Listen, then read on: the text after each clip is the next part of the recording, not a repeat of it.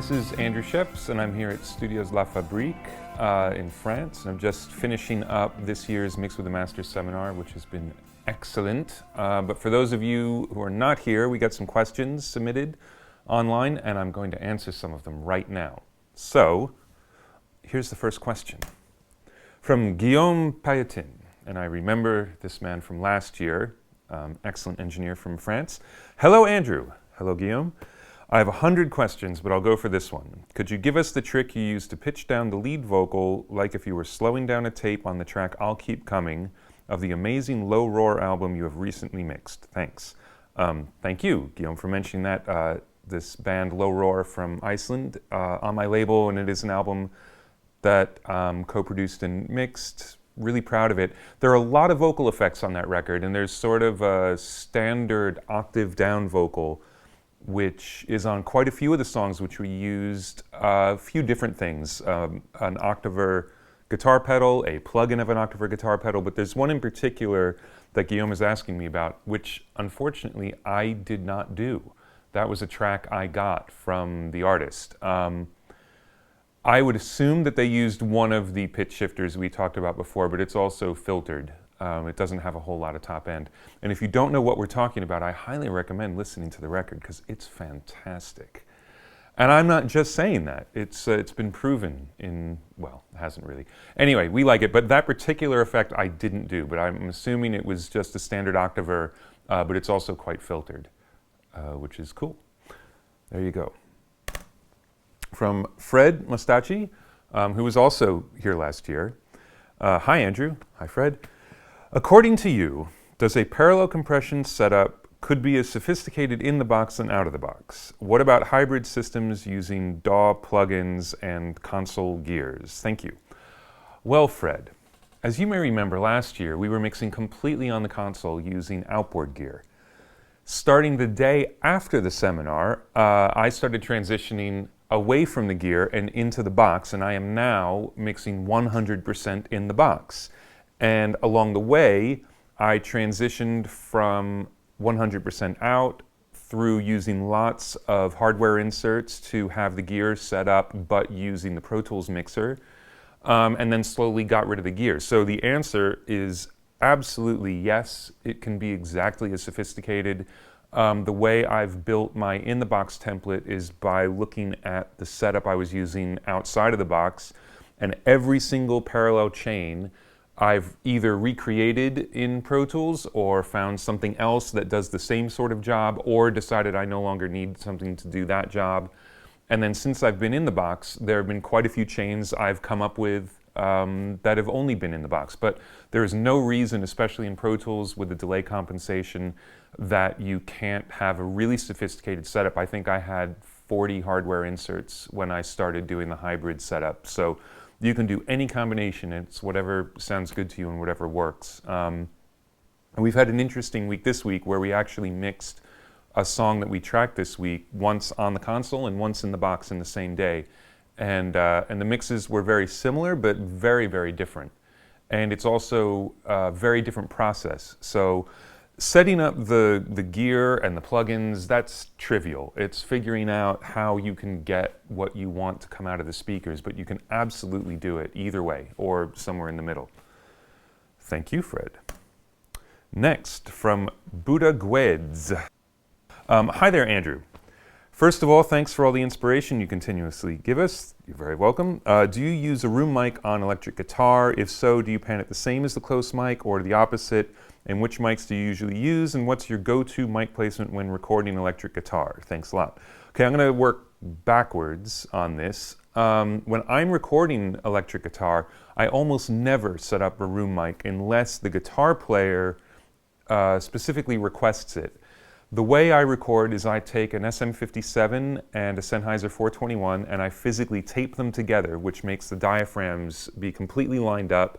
And also you only have to use one mic stand, because usually by the time you get around to putting mics on the guitar, you've already used all the mic stands on the drums. So it really helps to have it on one. Plus the mics never move relative to each other. And I tend to put the microphones straight on, right in the middle of the cone. And every once in a while, you'll have a cone in a cabinet that is blown up. Just move to a different cone, and usually you'll never even hear the one that's crackling. To me, that is the way to get a sound that is the closest to what's coming out of the amplifier. It just sounds right to me when I come into the control room after being out in the studio listening to the amp. There are lots of people who record with ribbon mics and with room mics, or with a ribbon room a little further away. I've been tracking some guitars recently where on the opposite side of the room where the amps are, I was miking a piano with some ribbon mics. So they're sort of set up for a piano, but they're all the way across the room. And I started recording those as room mics on the guitar, and it's really cool. So whenever I try and set up a room mic, it doesn't work at all. But whenever there's just another microphone, it usually works great. I think maybe the key for me is it should be a microphone that's pointed away from the guitar amps, and then it actually really helps me with the size.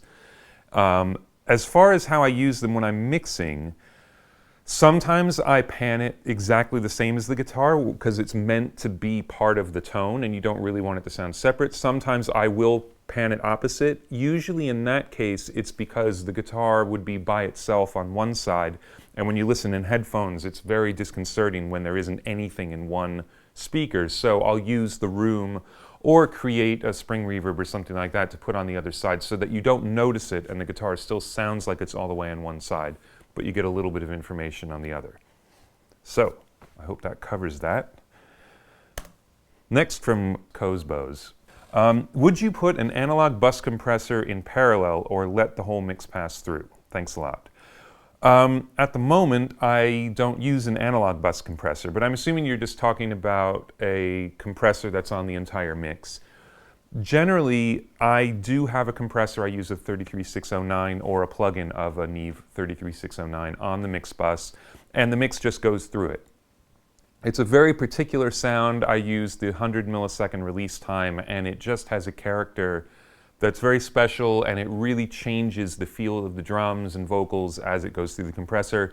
And I don't do that parallel on the whole mix. That said, I do have stereo parallel compressors set up that get just about every instrument in the mix, and then they're blended in. But all of that goes together while I'm getting the stereo mix, and then that stereo mix goes through a compressor. So I have lots of parallel compressors, and some of them only get one thing, some of them are mono, but most of them get multiple instruments, and a lot of them are stereo. So the answer is yes, but not on the mix.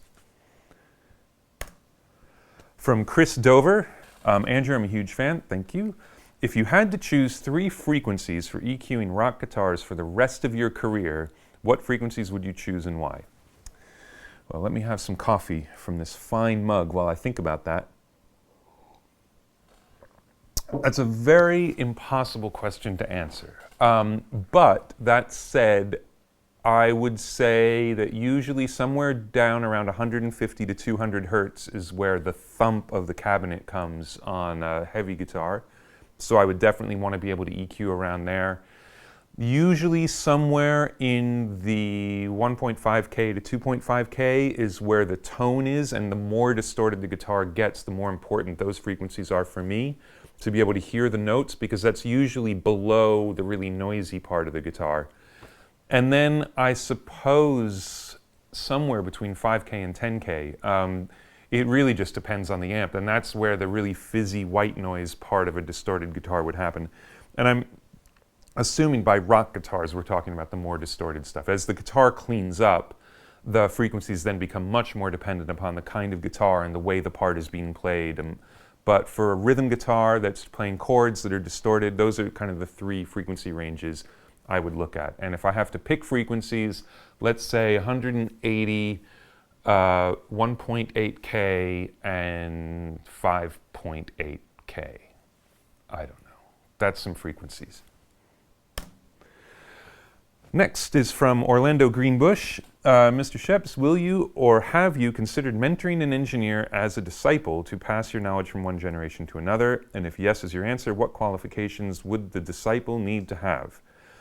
I've never considered having a disciple. It's a very interesting word to use for it. I have tried to have interns which is basically the same thing. Someone to come in and just learn while I'm working. When I'm working, I tend to work alone, and I work bizarre hours, and I take breaks, and I'm constantly going from one thing to the next, and it's very hard to schedule, and it's very strange to me. So my choice for how to mentor is to do things like the Mix with the Masters seminar, and I also teach a class in Los Angeles, and I do as many interviews as people want me to do. I mean, I feel as though I've been very lucky to learn a lot of techniques from watching all the people I've worked with over the years, and so I definitely want to give people that opportunity. But for the way my workflow is, especially while I'm mixing, it doesn't make sense to do it personally. So I would say come to France, because it's awesome. And then another great thing about doing the seminars here is it's not just a one-on-one thing. There are 15 people who all interact, and we all learn from each other. So there's quite a bit to learn. I mean, I learn a ton here. So there are lots of different ways you can kind of get the same mentoring that used to happen more in recording studios. And I think it's part of why programs like this are so popular now. But it is an important thing to do, and no one is allowed to come do it with me by themselves. So sorry.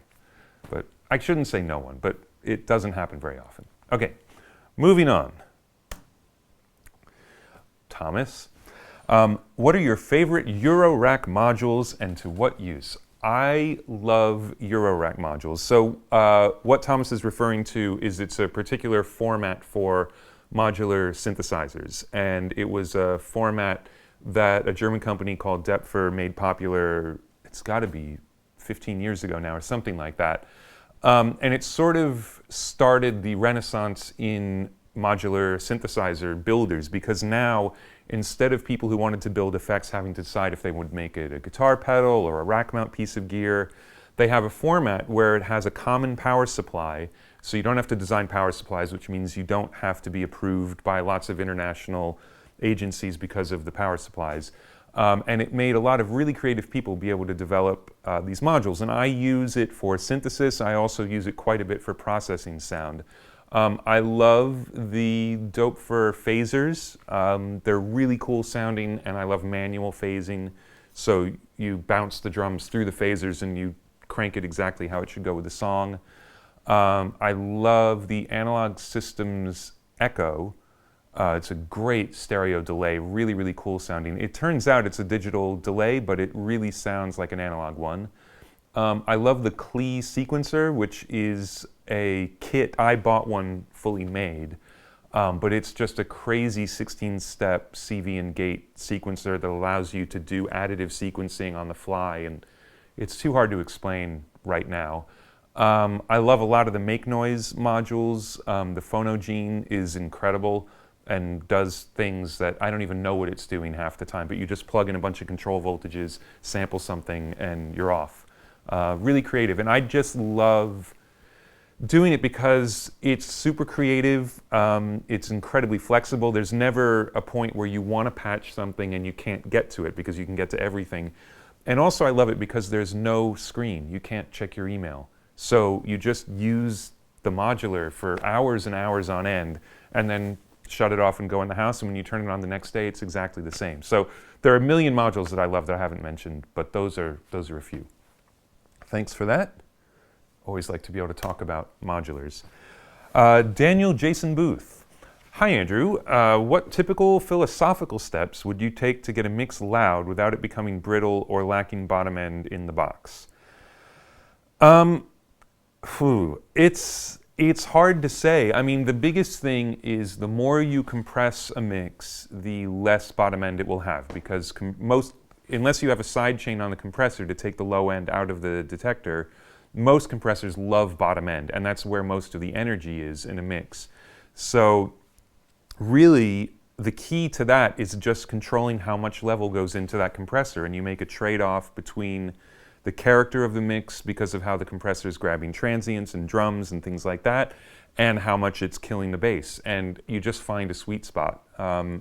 And I don't really think about it much anymore. I just am listening and realize, oh no, that my bass is getting eaten up. So then I immediately pull down my mix a little bit, and it expands back out, and sometimes I'll think like, oh, the drums aren't pumping enough, so I'll push the level up. So it's just a little dance you have to do. The other key is, of course, EQ after the compressor. I add a lot of low end to my mixes after the compressor. In terms of brittle, I think that really goes back to the sounds of the individual instruments in the mix. I spend a lot of time getting rid of mid-range frequencies that are bothering me in cymbals and guitars and even vocals, where I'll use a notch filter and just find the really annoying frequency and get rid of it. And if you get rid of it with a narrow notch, then you're taking care of a problem but without making the instruments dull. So you can still have a really bright mix that isn't brittle. But I think that you have to do individually, sort of, and find it as you go. And the other kind of brittle is when you just distort the mix. I mean, my mixes are full of square waves, but I like to think that they're pleasing sounding square waves instead of brittle ones. So some people might disagree. But basically, that's my philosophy about it. Thanks, Daniel. Our next question is from Angelo Boltini. Can you list some different effects you get out of parallel compression? Do you listen to those parallel tracks in solo? And do you ever use EQ in the same way or in conjunction? First of all, I never do parallel EQ. I EQ something because that's the way I want it to sound. The closest I get to that, I suppose, is using something like the McDSP Active EQ, where the EQ changes based on the frequency content of the thing I'm EQing. But I would never do it parallel. Every once in a while, I will split an instrument. Let's say I've got a drum loop, and I want to deal with the kick drum separately than the top-end percussion that's in the loop. I'll make a copy of the loop and sort of put a crossover kind of thing so I can really work on the low end separately from the top end. But that's not really parallel EQ, so I don't do that. I never really listen to the parallel tracks in solo because, first of all, I don't care what they sound like because I'm never going to hear them by themselves, but mostly because what they sound like on their own has nothing to do with what they sound like when you blend them in. The whole idea of parallel compression is if you put a compressor on, let's say, a snare drum, and you put it on the insert, the compressor reacts to the transients and it turns the transients down and it leaves alone all of the lower level content. So you've got your RMS level of the snare drum, you've got your transient level. Putting a compressor right on the snare drum brings the transients down towards the RMS, and then you can use makeup gain to turn it back up. When you use parallel compression, normally you're compressing a lot more than you would get away with on an insert. So you're really kind of smashing it. And then what you're doing as you blend that in is you're actually bringing the RMS level up to meet the transient. So the sound of the transient doesn't change, but you're making the instrument louder, and it changes the way things are sustaining. But it also, because what you're blending in has such an envelope to it because of the attack and release of the compressor, they're usually moving quite a bit, is you really change the character of how the thing feels, how the vocal feels, how aggressive it is, how much the drums are pumping. And you can make a song feel like it's faster or slower depending on the type of parallel compression and how much of it you use. So I've got up to maybe 15 different parallel compressors on a mix, and they're all used for different combinations of instruments. I don't have any idea what they sound like individually. I just know that when I blend them in, they work really well. I've never actually gone and EQ'd the parallel compression because it either works or it doesn't. If it doesn't work, I just choose a different compressor because there's so many choices, especially working in the box. So I think that's that for parallel compression. Here's our last question from Christopher Male. You have mentioned that McDSP Dynamic EQ has saved you from having to do EQ riding in your recent projects. Yes, this in particular was on Jake Bugg record. When Jake sings loud, the frequency content of his voice really changes, and the active EQ let me sort of set up two different EQs, but instead of me having to manually automate, it did it automatically. As soon as certain frequencies got above a certain level, then the EQ would change. So back to the question. I'm wondering if you could go into some details of how you use this tool and if you found any other tools equally as valuable and time-saving for things like level riding or overlapping frequencies between tracks. Do you use multiband processing too? Thanks so much. So multiband processing, I usually don't do, and the reason is because if you have a multiband compressor, unless you're using something like the Waves linear multiband, the crossovers aren't phase coherent. And what that means is as soon as you do a parallel process that doesn't have the multiband, then you start to get phase cancellations and it starts to sound really, really weird. So as much as I love multiband compressors because of how exact you can be about what you're doing, it's really, really difficult to use them with parallel compression. And I would much rather use parallel compression than multiband compression. The dynamic EQ is very different from a multiband compressor because it's a standard EQ, and what happens is instead of having a VCA that turns down certain frequency ranges, it's basically as if it used the detector circuit to turn the boost and cut knob up and down. So if you find a frequency that when someone is singing loud is really starting to poke out, like a mid-range frequency, let's say, and it starts to get too much, but when they're singing quietly, the voice isn't present enough, what you can do is EQ in the mid-range that you need for the voice to be present, and then set the threshold on the active EQ in that exact same frequency range, and tell it to turn down that frequency when the voice gets louder in that range. And what it really does is it means that you're going to EQ the quiet voice, and the way I had it set up on the Jake Buggs songs was that when he was singing loud, that part of the voice was fine and sounded great, so it basically stopped EQing. So it went from plus 4 at 2 point something K to 0 at 2 point something K. So it almost bypasses the EQ as you go. And in terms of how to use it, I think basically if you just read the manual for that plugin, it's a brilliant plugin, and you just think of it sort of like a multiband compressor, but it's an EQ, so it doesn't have crossover points that won't work when you use it parallel, and it's a great tool.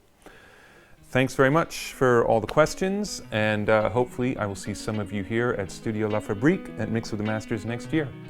Au revoir!